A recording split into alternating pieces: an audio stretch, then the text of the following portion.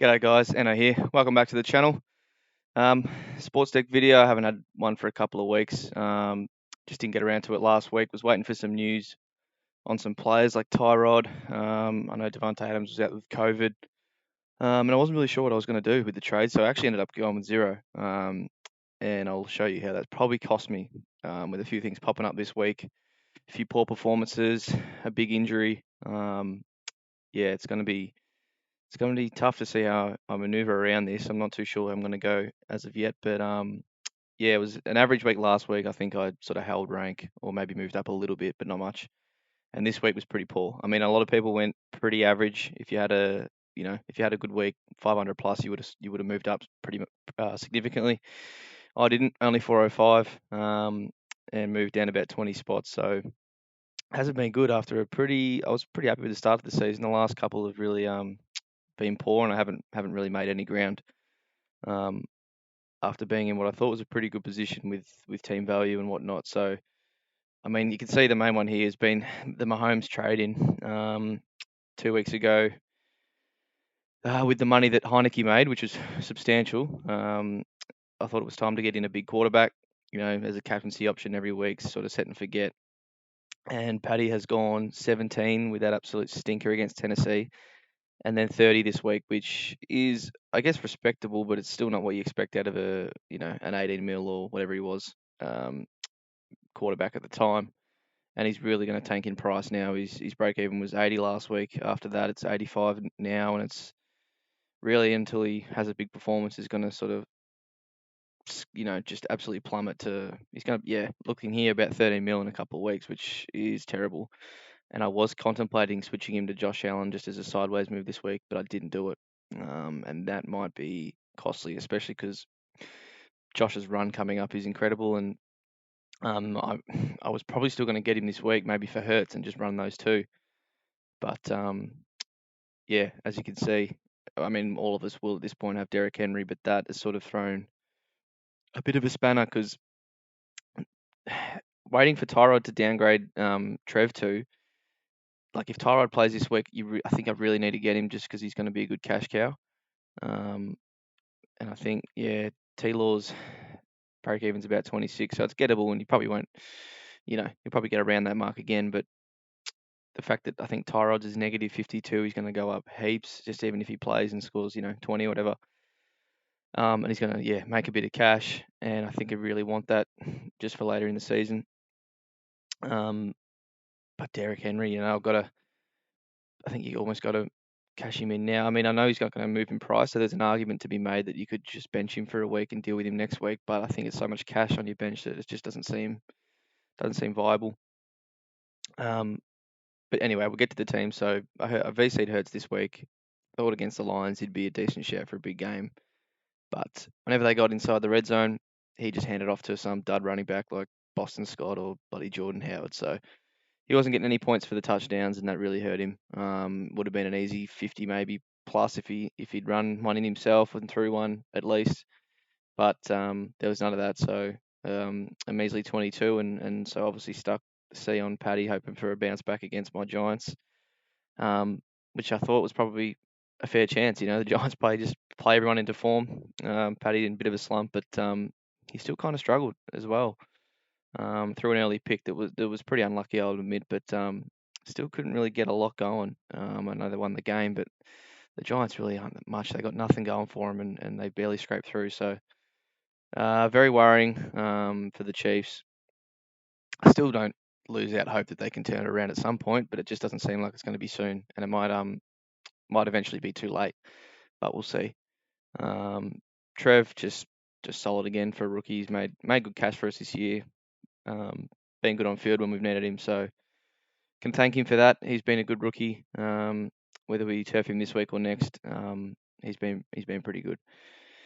Derek, very very sad for one that just this absolute durable machine that I swear just we've all jinxed him. Just watching every other running back go down, miss time, and this man's just still been kicking just for about 3 years straight, doing what he does, and he fractures his foot or whatever it is in his foot that required surgery. So disappointing. We're not going to be able to watch him play because he's one of the like when he's up and going, got to be one of everyone's favourite players to watch. But yeah, just really, really disappointing.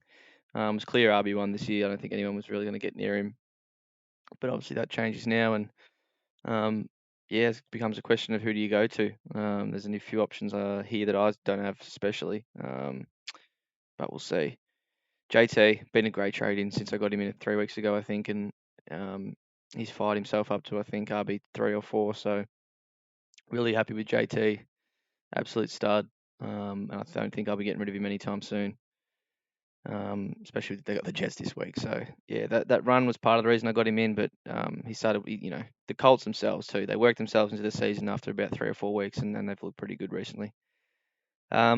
Najee, never trading this guy out. The absolute stud, ready-made. Like when he was a rookie, just ready-made coming in. You just could see that he was gonna not dominate, but just the workload he can handle just as a first-year player is pretty good. It's more than pretty good. It's pretty astounding. But yeah, really impressive from Najee. Just continues to tick along. And Henderson made up for last week. I got him in especially for the run that the Rams had, and last week was pretty disappointing. But this week, a couple of touchdowns, which is what we expected against Houston. And unfortunately, all the Rams sat the fourth quarter and didn't play, so he could have run it up even more. But the 40 plus is good to take. So they were good, the running backs, besides Derek, but everyone's pretty much got him. Cup, I mean, at this point, you really just have to have Cup, don't you? Clear wide receiver one on the season. He could get toppled at some point, but it's really hard to even see that happening. Devontae with COVID, the Chiefs struggling, so Tyreek, is thereabouts. He had a big week, but yeah, just Cup's just dominating him and Stafford, that connection, and yeah, they've still got a few easy games coming up, so I don't see it slowing down. Tyreek, what do you have? 18 targets. Paddy was just force feeding him, and it wasn't really any long stuff. I know he had, I think, 1 or 2 big breakaways, but yeah, I mean, 12, 13 catches and only didn't even tick over 100 yards. So it was a lot of short stuff, but we like the target volume for sure. And um, yeah, just hopefully those boys can turn it around at some point.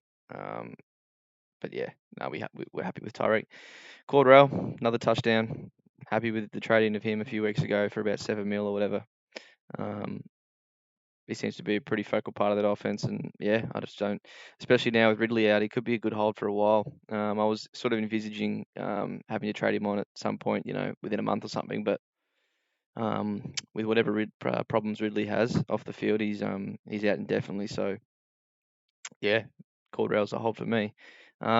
Diggs, he's just been about that in this format anyway. SportsDeck 25s just all season. Um, just hasn't really captured that ceiling that he had last year. Um, but it's almost made the Bills a better team for it, which is just why it's just a bit annoying. But it's probably going to continue because it just makes them a better team. The further spread around the offense is, it just gives defense more to worry about. With Beasley and Sanders getting involved, and even Dawson Knox, who didn't play this week, but he'll be coming back maybe in a couple of weeks. I'm not really sure on the situation, but yeah, they got the Jags this week, so hopefully he can have a big one for us. Terry, just yeah, the Washington football team just really haven't been able to do much lately. They had a nice little patch there for a few weeks, but it's sort of hot and cold with Terry. But yeah, the bye this week, I probably would have traded him out if I didn't have other problems pop up. But I think for now he's got to stay. He's got to stay, and we just bring Devontae on for him. And unfortunately, I think I'll have to play Devonta Smith again. Whether I switch to Elijah Moore or not, geez, I don't think it's going to matter too much. But yeah, Devonta been really disappointing, and that's another thing I probably should have done. I probably should have, because I didn't trade last week. I probably just should have used one on sidewaysing him to someone, and like an AJ Brown, who yeah was a big mistake in not doing that. But yeah, there's a few issues popping up now. It's that point in the season where sort of injuries accelerate, and buys are happening, of course, but teams just start sort of going through slumps, and yeah, I don't know. It's just pretty disappointing to not see him come on too well, and yeah, I mean the main thing is I've never had Jamar Chase, so that's probably the big one. Because if that was just Chase just there, you'd be sweet and wouldn't even have to worry about it. Um, Elijah Moore was actually pretty good, so maybe I do start him this week. Who bloody knows? I'll flip a coin. The tight ends. It's just how it works, you know. It's Field Hawkinson last week and have a Pitts, what was it, 30 plus on the bench. So we swap it around, and then Kelsey scores 5 and Pitts scores 4, and we got Hawkinson's 27 on the bench. Whatever. Just swiftly move on. It's just something in fantasy that always seems to happen every now and then. You cop it. What the hell are you supposed to do? Whatever. Um, the kickers again, yeah, Evan just solid. Don't really mean much. And the defense played the wrong defense this week as well. Thought the Rams would, well, they were going well until they chucked the starters on the bench and gave the uh gave the Texans some free points in the fourth quarter. But yeah, what can you do? You sort of were hoping for a defensive touchdown or something, but they're pretty unpredictable, so not much you can do.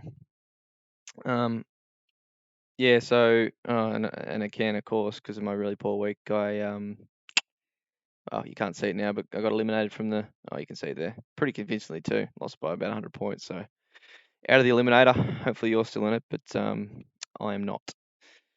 All right, so it really is tough what to do this week. So I think, I mean, there is word that CMC will be back. You have to be pretty ballsy to trade him straight in. Sort this by the price. It's pretty much a straight swap. I just don't think I have the guts to do that if he's back first week. I think he's just been re-injuring himself too much recently. So to me, I think if we go back to average here, Eckler is RB2 on the season. Wanted to start him, had him in my team, had that little hammy complaint week 1, took him out, and he went. Of course, he played and he went bananas. And I would have looked to bring him in, but he had that early bye in that terrible week. Pardon me, and so I've just kept avoiding him till now. And I think provided he's healthy and hopefully he is, I think he's one that I'll probably most likely be getting in for Derek. Of course, you could get Zeke back, or you could get. I think if you don't have JT, it really would be a toss up between JT and Eckler. So that's a decision you'll have to make. But for me, I've already got JT, and I think Eckler's the one. Kamara, I guess, is the other one. I think just the fact that Jameis is out now and Taysom's come in, I'd have to double check, but we saw when Taysom was playing that Kamara just lost a lot of his upside. Didn't get as many touches. Taysom runs the ball quite a bit himself. Just doesn't target the running back as much. So one to think about, but I just think I like Eckler just a lot more, just at this current point in time. So I think right now that's what I'll do. And then I think if Tyrod plays, you just simply have to get him. Over his first couple of games, he looked really good. And what I said before is, yeah, his break even's negative 53, and so clearly all he has to do is play and score mid 20s, and he'll make, what is he now? 4 mil? Oh, 3. So, geez, yeah, he'll make anywhere from 5 to 7 mil, and yeah, give us some cash to maybe spend later on. The thing with this game is you always are, like, all of our teams are pretty much done as far as being fully primo. So there may be an argument that you don't need another cash cow at this point, and you could just hold Trev for the year as your third as backup. Of course, Mahomes I think has a bye eventually, I think like 12 or 13. And so that would leave me with the option of just going, okay, do I just get rid of Jalen to jump on the MVP favorite in Josh Allen, especially with his run coming up. I'll show you it in a sec. I think it's the Jags this week. I think it's the Jets the week after. And then not to mention they play the Jets again in the last week, but a couple of hard games. Pats twice. That's not easy. Bucks in there, but other than that, some pretty easy games, and especially in the next 2 weeks. And he just looks primed for an MVP season. So yeah, something I have to toss up whether I think Tyrod is worth it. Maybe they make the decision for me and he doesn't come back this week, so then I just do this trade anyway.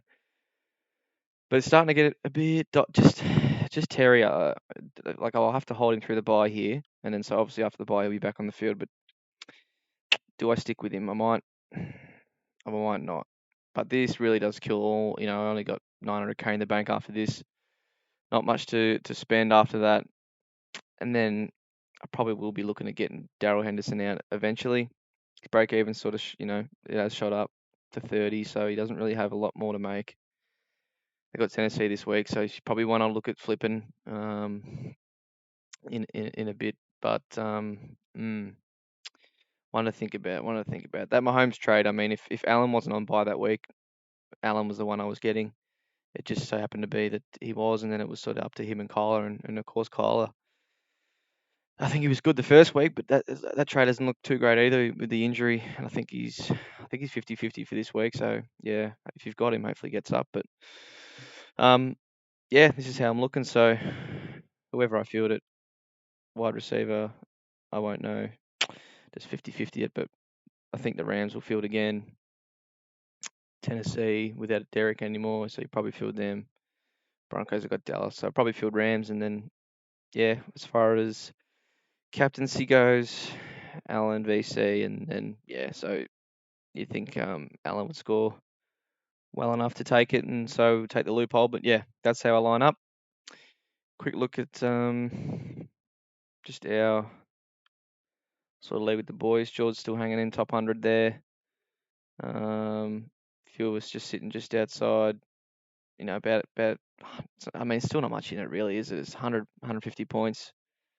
I think the guy in first obviously quite a well off, few hundred, but yeah, just be good, maybe just get a top 100 finish just at this point with a little bit that's gone wrong, but yeah, still a long way to go. It's only not even halfway, so see how we go from here. I'll quickly show the sleeper league that I haven't updated in a couple of weeks. Where are we? Last week, got away. I think so I lost my first game 2 weeks ago. Had a few guys on bye. That yeah, it was that terrible week it was like Eckler and CD and a few others. But got back on the winners list last week. I mean, I picked up these two backup running backs, good waiver wire pickups with Booker and Williams.